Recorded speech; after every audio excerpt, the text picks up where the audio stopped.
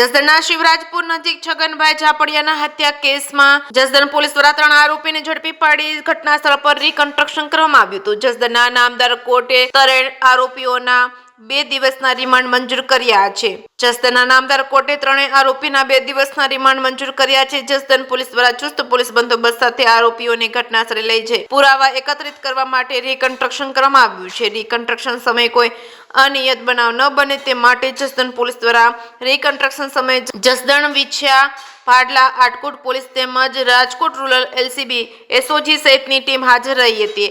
તેનો ભોગ બનનારને 12 લોકો પર સામે ક્રોસ ફરિયાદ 307 દાખલ કરવામાં આવી છે। અત્યારે આ હત્યા કેસમાં કોઈ સમાજમાં ભારે રોષ જોવા મળી રહ્યો છે। છગનભાઈ ઝાપડિયાની હત્યા કેસમાં રિમાન્ડ દરમિયાન કેટલાક નામ ખુલશે તેવી સંભાવના છે કે સિંગુ સાથે કરશન બામટા આટકોટ।